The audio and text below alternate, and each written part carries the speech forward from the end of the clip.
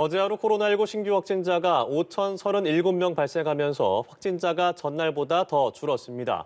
하지만 위중증 환자가 열흘째 1,000명대를 기록 중이고 오미크론 감염 확진자의 증가세가 이어지면서 다음 주부터 적용할 거리 두기는 2주 연장될 가능성이 높아지고 있습니다. 한편 신속한 오미크론 판별을 위해 오늘부터 신속 확인 PCR 시약이 검사 현장에서 사용이 가능합니다. 관련 내용들 김정기 고려대 약학대학 교수, 최진봉 성공회대 교수와 함께 짚어보겠습니다. 두 분 어서 오십시오. 안녕하세요.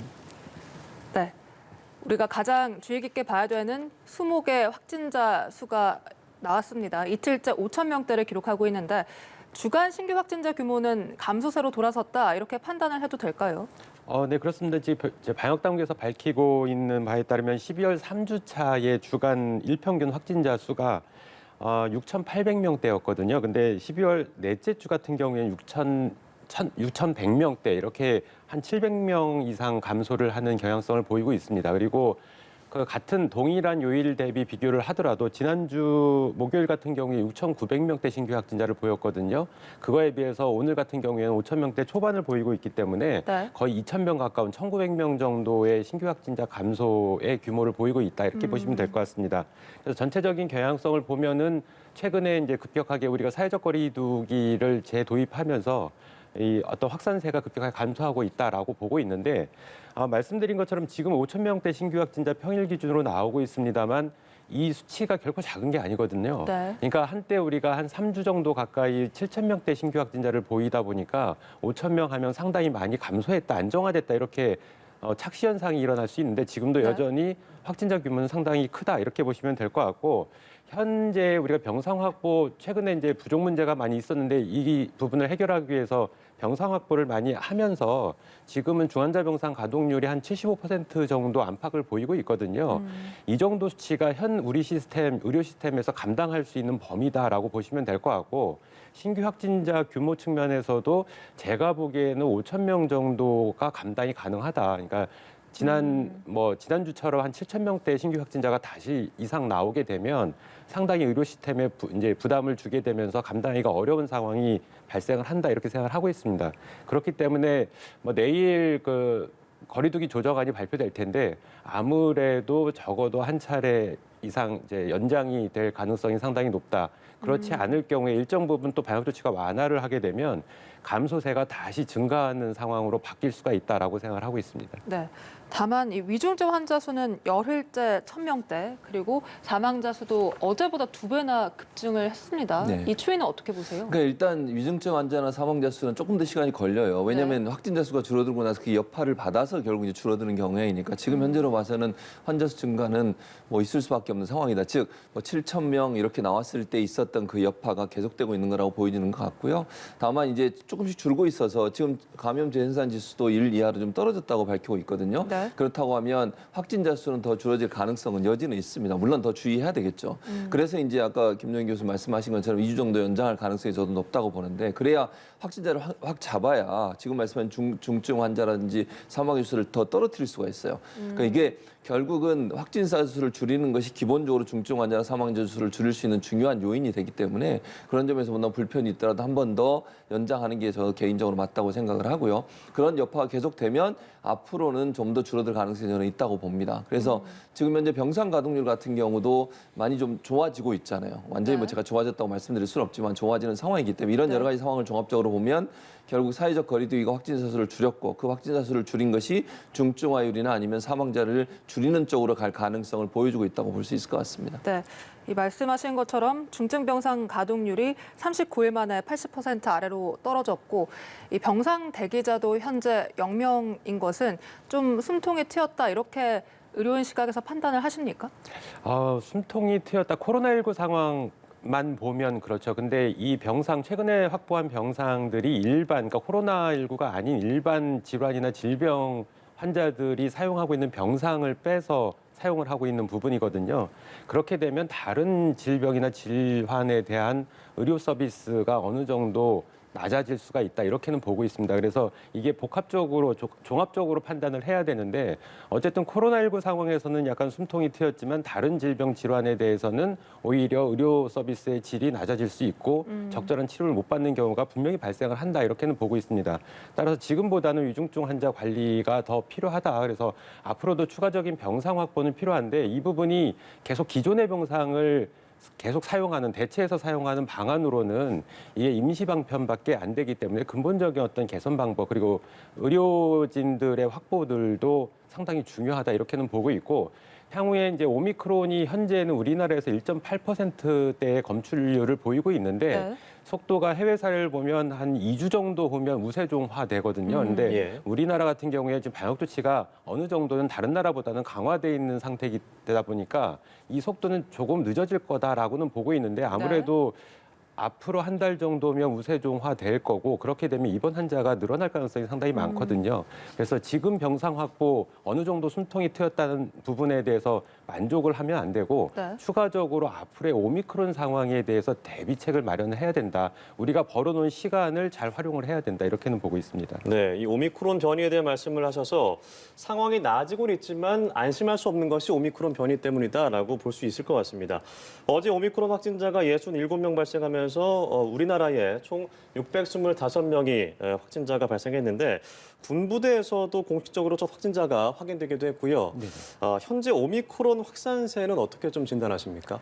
이제부터가 본격적인 지역사회 전파의 시작이다라고 보고 있습니다. 우리나라에서 뭐 처음 오미크론 감염자가 확인된 지는 좀 시간이 지났습니다만 본격적인 지역사회 전파는 아직까지는 이루어지지 않고 있었거든요. 근데 네. 최근에 지금 말씀하신 것처럼 군부대에서도 오미크론 감염 확진자가 발생을 하고 뭐 익산이라든가 거제라든가 강원이라든가 이런 지역들에서 집단 감염이 발생을 하는데 그 감염 경로를 찾지를 못하고 있습니다. 그 얘기는 이미 이제 본격적인 지역사회 전파가 시작됐다라고 보시면 될 것 같고 앞서도 잠깐 말씀드린 것처럼 미국 같은 경우에는 지난 12월 4일 날 오미크론 검출률이 0.7%였거든요. 근데 네. 일주일 만에 12.6%로 증가했고 다시 일주일 만에 70%를 넘어섰습니다. 그러니까 네. 2주 만에 우세종화가 됐는데 우리나라 같은 경우에도 빠르게 진행이 될 거다. 그래서 제가 보기에는 앞으로 한 달 후인 그러니까 설날 전후쯤 돼서는 우리나라에서도 델타를 제치고 오미크론이 우세종이 되지 않을까 이렇게 생각을 하고 있습니다. 네, 이 오미크론을 어떻게 막을 것인가가 큰 변수가 될 것이다라고 말씀하셨는데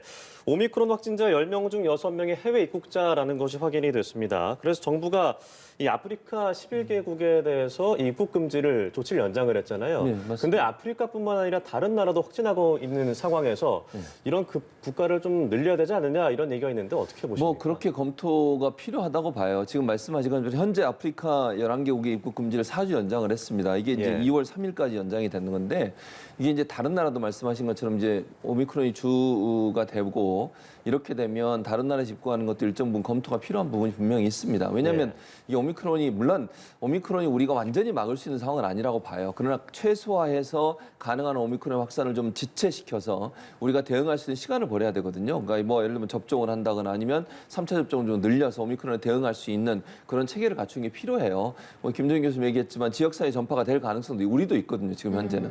그러니까 이게 막는다고 모든 게 해결될 수 있는 문제는 아니에요. 이미 우리나라에 오미크론 들어와 있는 상황에서 좀 더 확산을 줄이기 위해서는 일정 기간 동안 입국을 금지할 필요는 있다는 생각이 듭니다. 그래서 11개국이 4주 연장했지만 추후로도 오미크론이 더 많이 빠르게 확산되고 있는 나라의 입국을 어느 정도 조정할 필요는 있다는 생각이 들고요. 네. 그리고 이제 그래서 싱가포르를 방문한 항공권 판매를 중단을 했거든요. 예. 이게 이제 내달 20일까지 한국으로 들어오는 것도 일단 안 되고 돼 있습니다. 그러니까 서로 싱가포르에서 우리나라 가는 거, 싱가포르에서 우리나라 들어오는 거 모두 다 지금 판매가 금지된 상태라고 말씀드릴 수 있고요. 이게 바로 해외 유입을 강화하는 조치라고 할 수 있는데 일시적으로 할 수 있다고 저는 봐요. 다만 이게 아까도 제가 말씀드렸지만 오미크론이 이미 우리나라에 들어와 있는 상태에서 근본적으로 막을 수 있는 방법은 아니에요. 그래서 조금 더 시차를 두고서 들어오게 만들어서 우리가 대응할 수 있는 시스템을 만드는 거니까 그런 차원으로 접근하는 게 맞다고 보여지고 또 하나는 이제 PCR 음성 확인서를 가지고 들어와야 되잖아요. 근데 비행기를 우리나라 들어오는 걸 타려면 PCR 확인 음성으로 나온 확인을 반드시 받아야 되는데 이게 예전에는 발급일 기준이었어요. 근데 이거를 검사일 기준으로 좀 더 강화를 해서 음성이 확실한지 또는 뭐 음성 받고 나서 또 감염될 수 있는 위험성도 있잖아요. 이걸 좀 줄이기 위해서 발급일 안에 검사일 기준을 더 강화했다는 점도 우리가 좀 더 대비를 철저히 하고 있다고 볼 수 있을 것 같습니다. 네.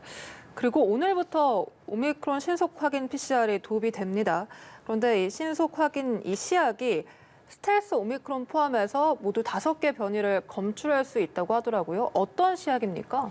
기본적으로는 우리가 코로나19 확진 판정을 위해서, 그러니까 진단 검사를 위해서 사용하는 PCR 방법처럼 PCR 방법을 사용을 하게 되는데, 이 PCR 방법, 그러니까 기존의 확진을 위한 PCR 방법하고는 다르고요. 그러니까 PCR이라고 하는 게 양쪽에 기준점이 있어서 이 부분을 활용하고 가운데 있는 부분을 증폭시키는 방식이거든요. 근데 그 부분을 적절하게 변이 바이러스별로 서로 다른 부위를 설정을 하면서 오미크론 같은 경우에 감염됐을 때 그 해당 부위만 검출이 되도록 이렇게 만드는 방법이고요.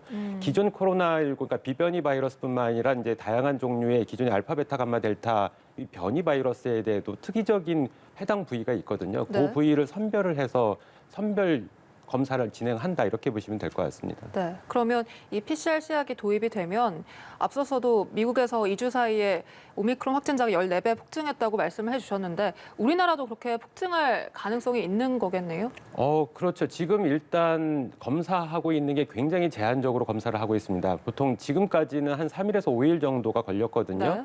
근데 이 부분이 3시간에서 4시간 정도로 단축이 되다 보면 실제로 검사 건수, 그러니까 대상자가 크게 늘어날 가능성이 많습니다. 그렇게 되면 우리나라에서도 오미크론 확진자 수가 현재 600명대를 보이고 있는데 이보다 크게 증가할 가능성이 상당히 많다. 이렇게는 보고 있고 그렇게 되면 더 이게 심리적으로 부담이 되는 게 아닌가라고 할 수가 있는데 그렇지는 않습니다. 그러니까 지역사회에 지금 모르고 있는 감염 경로가 불확실한 오미크론 감염자들을 빨리 선별을 해서 보다 확산이 촉진되는 거를 막을 필요가 있다.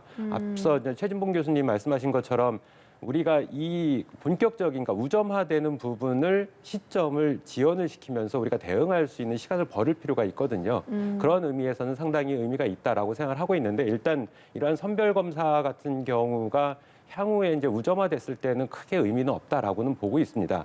다만 그 우점화되기 전까지 최대한 시간을 벌고 이 시간을 그냥 버리면 안 되고 보건당국에서도 굉장히 소중하게 사용을 하고 대비책을 마련을 해야지만 향후에 오미크론 발생하면서 병상무종 문제라든가 이런 부분들을 해결할 수 있다라고 생각을 하고 있습니다. 네. 향후 오미크론이 우세종이 되기 전까지 그 시간, 이 골든타임을 잘 활용을 해서 병상 확보 등 어떤 대책을 내야 된다 이런 말씀이셨습니다.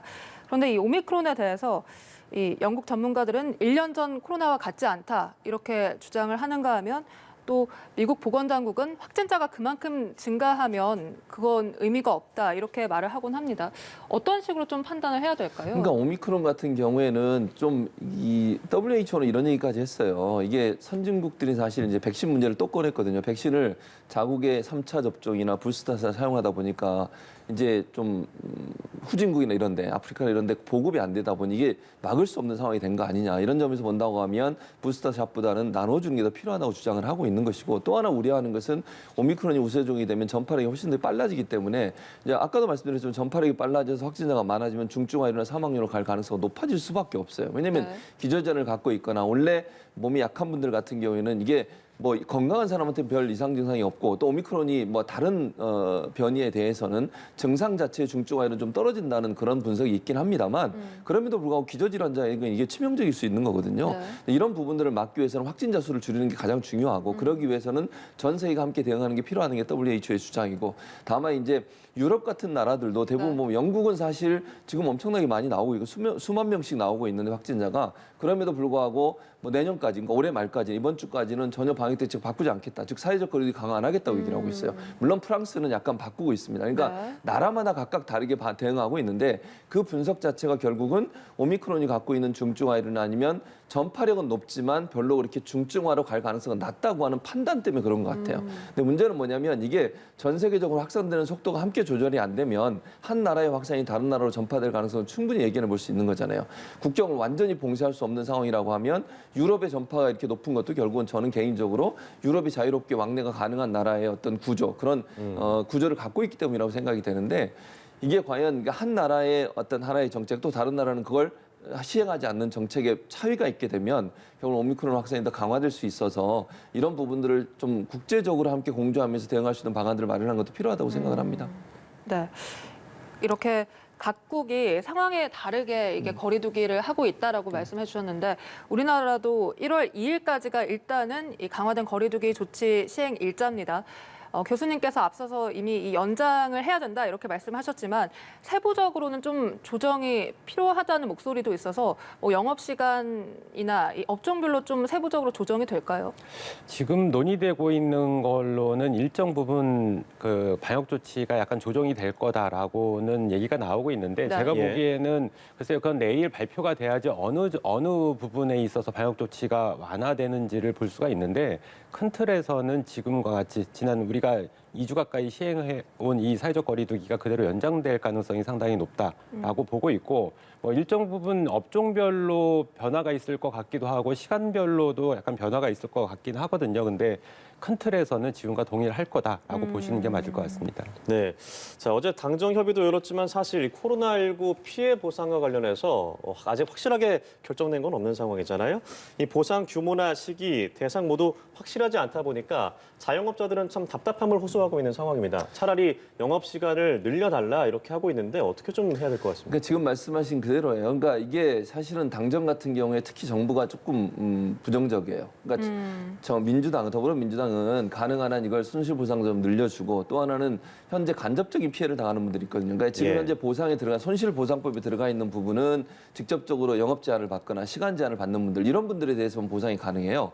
그러면 영업 제한이나 시간 제한을 받지 않는 업종들 중에 이거 코로나 때문에 피해를 당하는 게 대표적인 게 여행업계예요. 여행업계 같은 경우에는 뭐 시간이나 영업 제한을 받지 않지만 코로나의 직격탄을 맞아가지고 결국 문을 닫아야 하는 상황까지 갈 수 있거든요. 이런 업종들이 좀 있는데 이런 업종들에 대한 지원이 전혀 안 되고 있는 상황이거든요. 이 부분을 좀 해결하자고 하는 게 당에서 주장하는 것이고 또 하나는 선 지원하고 후 정산을 하자. 네. 일단 어려우니까 지원부터 하고 그리고 정산은 나중에 하자는 것인데 여기에 대해서 정부는 좀 보수적으로 접근하고 있어요. 이러다 보니까 사실 갈등이 있는 것이고요. 근데 문제는 뭐냐면 현장에 있는 자영업자 소상공인들은 지금 당장 망하게 생겼는데 도와주지 않으면 시간 지나고 나중에 도와주는 거 아무 의미가 없다 이렇게 주장을 하고 계세요.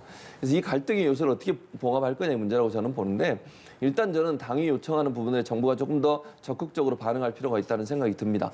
사회적 거리두기를 지금 상황보다 또 2주 더 연장할 가능성이 높아지고 있거든요. 예. 그러면 이게 2주는 참았지만 이후에 이제 자영업자들이 집단 행동에 들어갈 가능성도 저는 있다고 봐요. 그런 상황이라고 하면 이런 반발을 계속 놔두고 갈 거냐.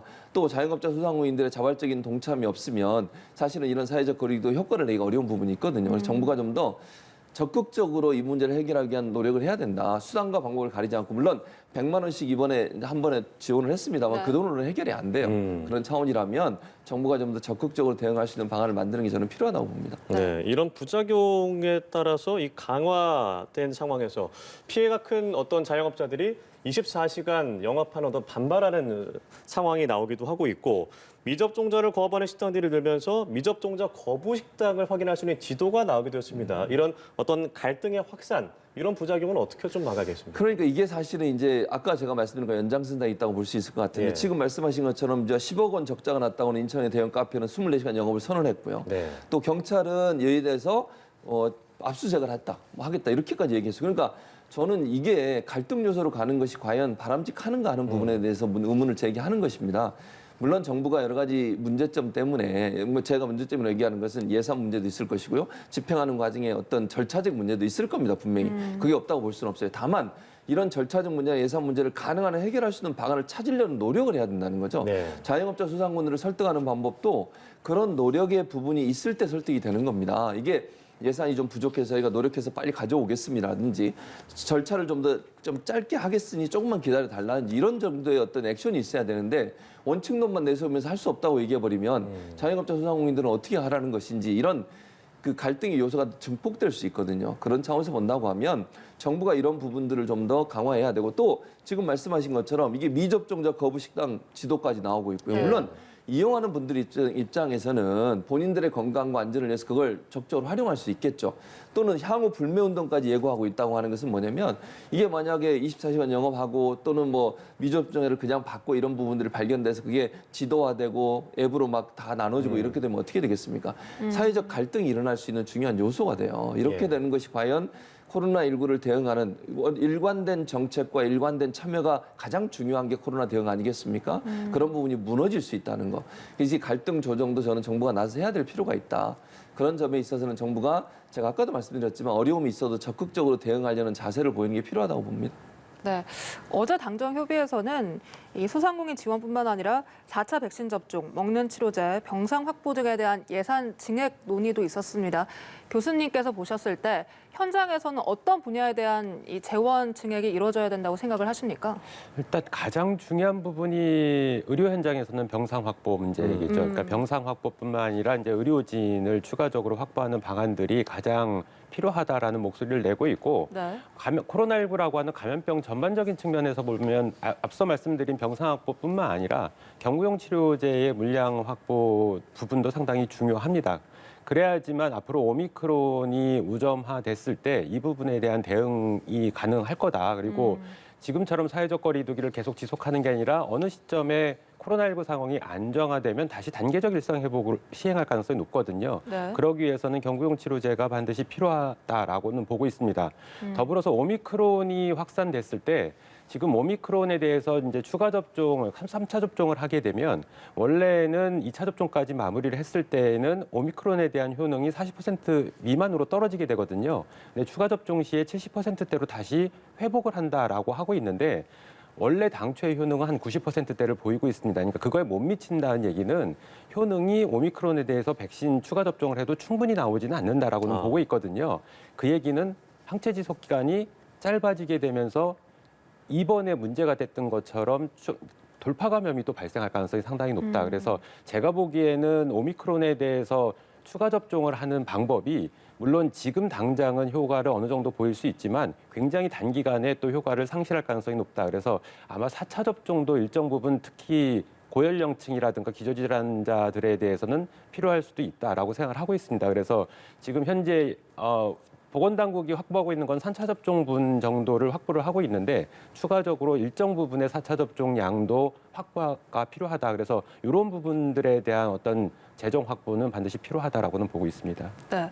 그리고 어제 제6차 일상회복지원위원회 전체 회의가 열렸는데 여기서 논의가 된 것이 이 동선 확인 앱, 자가 동선 확인 앱을 이 활용하자는 의견이었습니다. 네. 그러니까 확진자가 스스로 자신의 동선을 이 앱에 입력을 해서 뭐 코로나 확진자와 비교를 하고 이런 식의 앱인데 어떤 앱이고 좀 앞으로 도움이 될까요? 그러니까 이제 말씀하신 대로예요. 코동이 또는 안심이 이렇게 이름을 두 가지로 부르고 있는데요. 네. 이게 원래 지난해 민간에서 개발했던 거예요. 아. 그걸 이제 그대로 가져오는 건 아니고요. 네. 민간에서 개발해서 서울 경기지역에서 일부가 활용하고 있었는데 이걸 좀 활용하겠다라고 하는 정부의 방침이고요. 왜냐하면 지금 너무 확진자가 많아지다 보니까 이게 방역 관리하는 분들, 이게 동선 관리하는 분들 있잖아요. 이런 네, 분들이 너무 역학조사고. 업무가 많아지는 거예요. 예. 다 관리도 안 돼요 지금. 그러니까 원인을 알 수 없는, 즉 원인이라고 제가 말씀드린 건 어디서 확진이 돼서 시작이 됐는지 그 원점을 찾아내지 못하는 상황까지 가고 있거든요. 이러다 보니까 이제 GPS 기반으로 이 코동이 앱이 예전에 사용되던 민간이 했던 걸 좀 가져와서 지금 연구를 하고 있고 용역을 하고 있습니다. 연구 용역을 통해서 이게 장점이 뭐고 단점이 뭔지 이제 단점이라면 개인정보가 너무 많이 노출되거나 유출되면 안 되는 거 네. 아니겠어요? 이런 부분들을 최소화시키면서도 장점을 살리는 방법을 활용하겠다고 하는 게 정부의 방침이고요. 이걸 활용해서 내년에 가능하면 시행을 하겠다고 하는 겁니다. 즉 이제 방역을 담당하는 분들의 업무가 너무 많아지니까 업무가 과중돼서 업무가 제대로 진행되지 않는 부분을 보완하기도 하고 또 개인이 직접 전부 다 일반적으로 뭐 GPS나 이걸로 다 확인될 수 없는 부분도 개인 집어넣으면 좀 더 자세히 볼 수 있다는 점.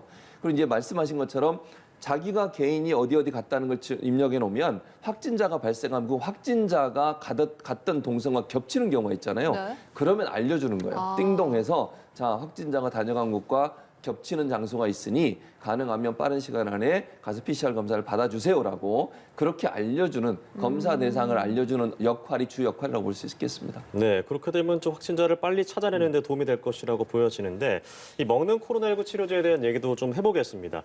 우리나라도 당장 다음 달 중순부터는 이제 가능할 것으로 복용이 가능할 것으로 보이는데 치료 목적이기 때문에 확진자에게 주어지는 것이잖아요. 근데 네네. 다 주는 것인지 아니면 어떤 분들에게 좀 우선적으로 지급이 되는 건가요? 기본적으로는 코로나19 환자면 처방을 받을 수가 있겠죠. 근데 예. 문제는 초기 물량이 굉장히 제한적이다.